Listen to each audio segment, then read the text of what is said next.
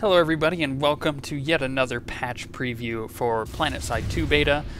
Don't mind the explosions in the background. I'm in the middle of a battle zone. Look, we'll get to that in a second. So, there's a lot of stuff that happened in this patch, but first I must say that if you're looking for Ezimir, which is the new continent that came out, and the stuff that comes with that, there should be an annotation on screen now that'll take you to that video. It's an entire video entirely, because it's such a big update that it gets split into two. But this one is specifically showing all the new stuff in this patch, aside from the continent. So the first thing is just basic bug fixes that they added, which are that people wearing nanoweave armor can be revived by medics again. That was kind of annoying. I did remember spawning in with nanoweave armor and not being able to be revived once or twice. That was really stupid. And instant action is apparently fixed. It's still a little buggy, I'll warn you, but it's mostly fixed. And before I get too far into this, you might notice, oh, I'm on an ATV. It's so awesome, ATV. Well, they changed the UI on it. This is, look, I play a VS, but it shows that this is TR. I swear I'm not hijacking their vehicles or anything, don't judge me, but this is just the new ATV UI. The old one was kind of obtrusive and really annoying, so this one's a lot better. I do like this, but I figured I'd show you guys that, and now I can finally get rid of the really annoying hum, and there we go. Sweet. So, actually getting into the meat of the content here. So, let's start with certifications, because those are always important.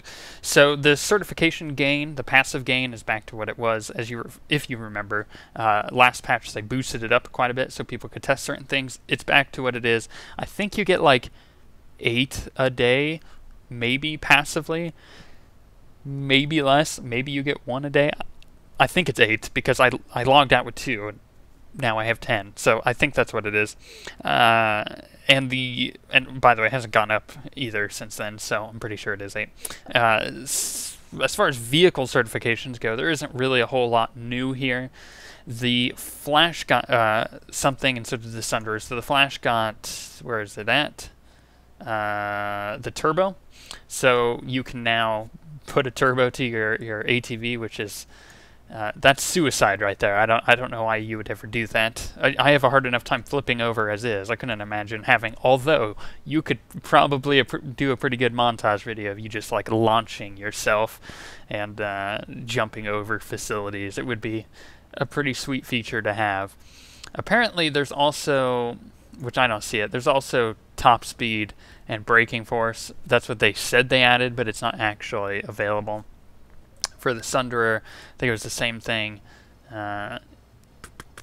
Just, yep, top speed, and I don't think braking force was on there, was it? Oh, there it is. It's there, but it's not there, you know. So that's gonna be a thing. I'm gonna have to go take care of these people who are wanting to blow up our shield control generators, which, let's look at the map here for a second. We own a lot. I don't see why they would want to be attacking here where I'm at, Paris. Let's go to the certifications again. There's also ammo belt for what hell knows where I don't even think it's actually here. No, there it is. Ammunition belt for infiltrator, and they also got a recon device. Basically, what it does is you can shoot somebody with the recon device, whether it's enemy or friend, and it'll put them on the map for you. So it's kind of a cool thing. You can also do it with vehicles and whatnot. So Infiltrator has yet another use now. Light Assault still has no use, so don't play it because it's, I mean, other than the jetpack, it's pretty useless. Let's see here. What else? I think that's basically it for certifications. Weapons got adjusted a little bit. The NC light machine guns got extra damage. I'm noticing that because I do die to most of them now, unless they suck. Vanu weapons don't have such a... You could see when I'm moving, the spread isn't super large, so they fixed that. really easy to shoot and move at the same time playing a VS. So I really like that because that's kind of my play style. And infantry weapons just in general are more accurate. So that's also good to note. Collision's been adjusted on vehicles. You can't stack tanks like you used to. It was really fun watching the giant building blocks happening in the VS base with the Mag Rider tanks. Okay, I'm really going to have to go take care of that guy. In fact, I think there's one right there. Are we going to see some action? But this is a single shot because that is quite the distance. Oh. Maybe not. I thought I saw somebody. It could have been a friend. I'll just keep looking in this direction in the meantime, as I'm trying to listen to what is actually going down here.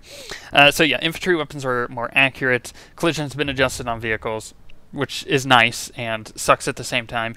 I've noticed it's a little harder to get your tank stuck between things now, so it may just be a feature or just a Mag Rider thing, not sure yet. As I said, the new ATV UI is pretty nice. Max units, I think this is good to note. Max units actually start, we'll look at that. They had new UI elements down here, as you can clearly see. Max units start with one, or they were supposed to. There you go. So they start with a burster. So they start with one of each weapon. I can't equip 2 comets or 2 quasars or anything like that. They start with one of each. And if you want the other ones, you have to buy them. So I'll show you what the costs are of that in a second. Plus there's just tons of new weapons. So let's actually check out, not the vehicle weapons, or vehicle customizations, infantry weapons. There we go, that's what I'm looking for. So max weapons, as you can see, flamethrower is 8,000 on both of them. I think you were supposed to start with one of them, but it either is not in yet or they've decided to go back on the flamethrowers. The Quasar is, or the anti-infantry, is 5,000, anti-tank is 10,000, and the other burster is 10,000. So that's good to know what the prices of those are. As far as, oh gosh, they're all over the place, aren't they? Okay, well let's just look at LMG. Okay, so you see there's a new 2 different LMGs. These are the ones that the heavy assaults use. So there's one that's 5,000, one that's 10,000. They both have their different uses. Like one's better at range, one's better at up close and stuff like that than medium range. For carbines, you have the same thing. You have these 2. One's 2,500, one's 5,000. One's 2,500 is, I don't know. I would say it's a good buy if you're into what it says here, controlled burst. But I would stick with the normal ones. They're not high on my to-get list. Sniper rifles, I think, are worth noting that all of them are automatic fire now. So the NC has like this, or used to have a bolt-action rifle, but it's not that way anymore. So they have one just like the VS and the TR, which is weaker to do damage, but then everybody can buy this one, which is a bolt-action. So that's worth noting. And I am no longer shielded here, which is not good. I gotta be keeping an eye out. And I think it's just one guy running around destroying this, which is the most annoying part. Put my gun back on auto-fire mode. Is there anything else new in this patch? Population caps were put in on servers.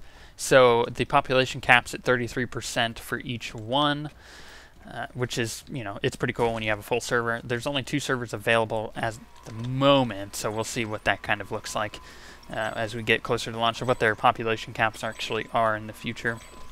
Quite a lot of people, because they are filling up 2 full continents now.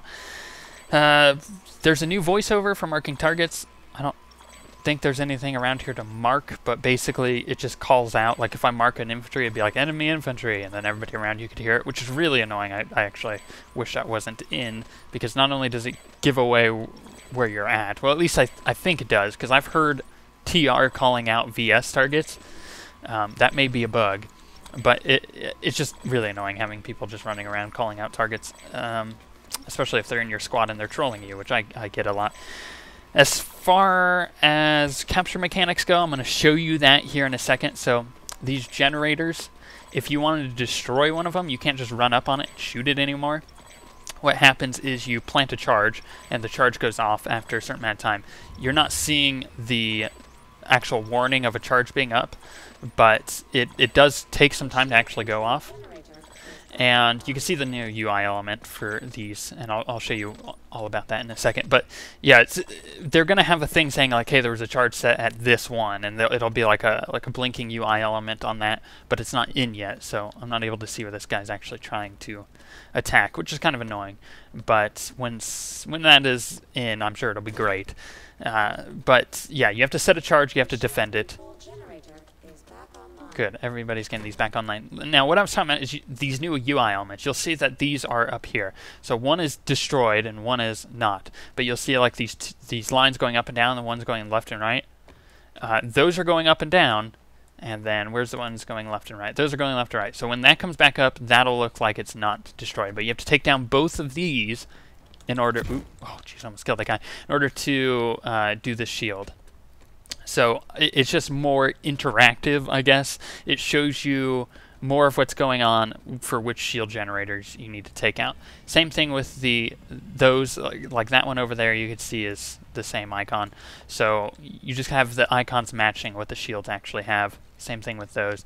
It's just nice. I really like the new UI elements, and the new capture mechanics are pretty good too. There's a lot to go over there, but that's mostly subject to change, so I'm not going to go too far into it, other than the whole you plant things on these shield generators, which I like a lot. But as far as this patch goes, that was it, because they added Ezimir. So once again, if you want to see Ezimir, there should be an annotation on screen that would easily take you to that video. But on that note, we shall see you guys next time.